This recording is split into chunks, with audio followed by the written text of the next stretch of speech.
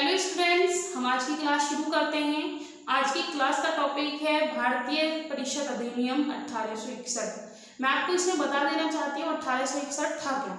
1861 में जब आपको पता है 1857 में क्रांतियाँ शुरू हो गई थी, यानी कि भारत के लोगों ने मांग करनी शुरू कर दी थी कि आप हमारा देश छोड़ के जाइए, हम अपना देश खुद संभाल लेंगे या हमें आज़ादी चाहिए। तो ब्रिटिश सरकार थोड़ा तनाव में रहने लगी थी।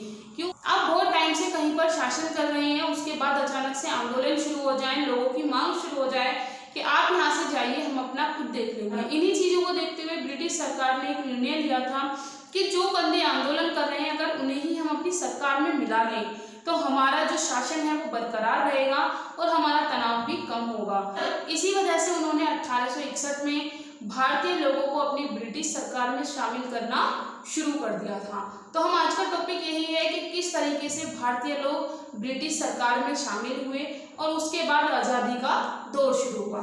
नेक्स्ट इसी में चलते हैं। देखिए, सबसे पहली लाइन लिखी हुई है 1857 की क्रांति के बाद ब्रिटिश को यह महसूस हुआ कि भारत पर शासन के लिए भारतीयों का सहयोग करने वाली है। यानी कि अब तक शासन हमारा ठीक चल रहा था, लेकिन अब अगर हमें शासन करना है तो हमें भारतीयों की जरूरत पड़ेगी ही पड़ेगी। अब बिना भारतीयों के हमारा शासन नहीं चल सकता है। फिर दूसरा आता है, कानून के तहत सरकार ने 3 अधिनियम बनाए, यानी कि भारतीयों को अपने कानून में मिलाने के लिए उन्होंने 3 अधिनियम बनाए। पहला था 1861 का, दूसरा था 1892 और नेक्स्ट था 309। इन 3 अधिनियमों के तहत ब्रिटिश सरकार ने भारतीयों को अपने शासन में या अपने साम्राज्य में मिलाना शुरू कर दिया था।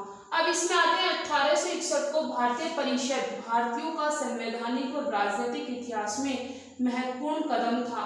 1861 में लोगों को यह अवसर मिला कि वो अपने लिए राजनीतिक और संवैधानिक तरीके सीख सकें और आगे अपने देश को चलाने के लिए वो मददगार हो जाएं। नेक्स्ट है, गवर्नर जनरल की परिषद में भारतीय प्रतिनिधित्व को शामिल करके सहयोग प्राप्त हुआ। गवर्नर जनरल ने जब भारतीयों को अपने परिषद में शामिल कर लिया तो उसका सहयोग भी उन्हें प्राप्त हुआ और उनका जो शासन था वो बरकरार रहने लगा, उनका जो तनाव था वो कम हो गया। नेक्स्ट है, गवर्नर जनरल को विधायिक शक्तियों के लिए और प्रांतीय विधान परिषद को कानून बनाने के लिए शक्तियां प्राप्त हुई। गवर्नर जनरल विधायिकी शक्तियों के लिए, इसका मतलब है कि गवर्नर जनरल सारे विधान परिषद को कंट्रोल करेगा। जितने भी सीनियर वहां पे थे उन सबको कौन कंट्रोल करेगा? गवर्नर जनरल कंट्रोल करेगा। लेकिन अपने प्रांत को, अपने राज्य को विधान परिषद कंट्रोल करेगी। अगर मैं अपने राज्य की हूं तो मैं अपने राज्य को देखूंगी, लेकिन मेरा कंट्रोल कौन करेगा? मेरा कंट्रोल गवर्नर जनरल करेगा। जैसे कि सीएम और पीएम। सीएम अपने राज्य को देखता है, पीएम राज्य के सीएम्स को देखता है।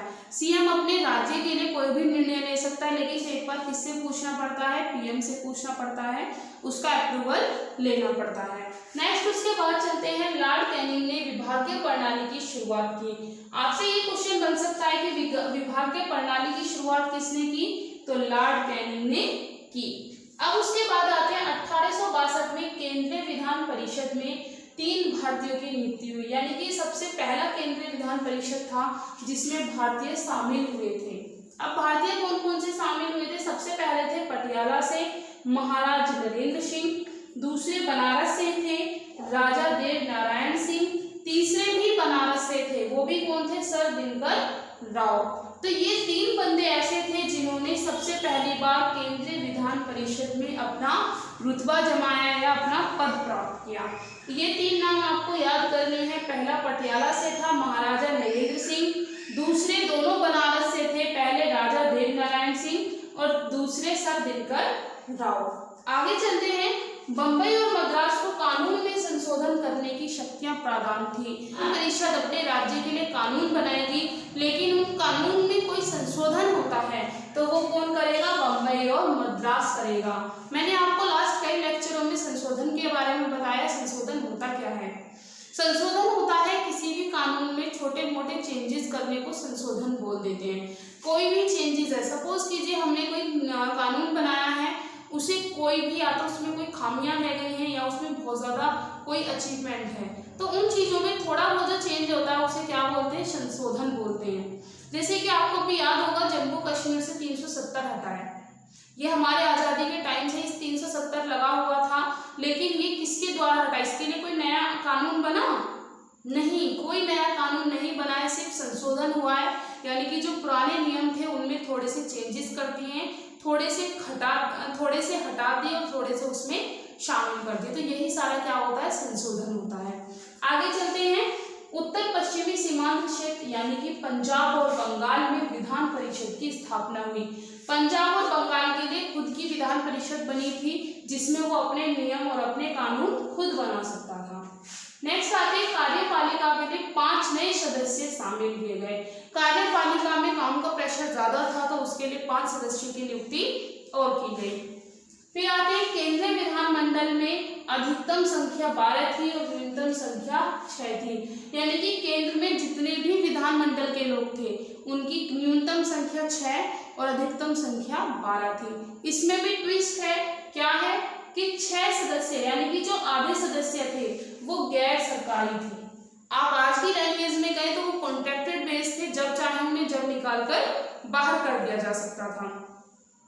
और उनके पास एक ये भी था कि वो उस विधानमंडल में अपने कोई भी प्रश्न नहीं पूछ सकते थे।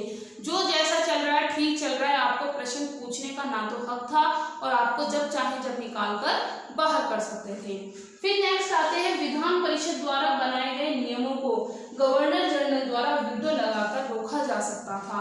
अगर गवर्नर जनरल को विधान परिषद के द्वारा बनाए गए किसी नियम में कोई अच्छा नहीं लगा या कोई कमी लगती है या उसे लगता है कि ये हमारे शासन के विरोध है, तो गवर्नर जनरल उसे वीटो लगा के रोक सकता था और उसके स्थान पर अपने अध्यादेश जारी करके उसे 6 महीने के लिए प्रभावी बना सकता था।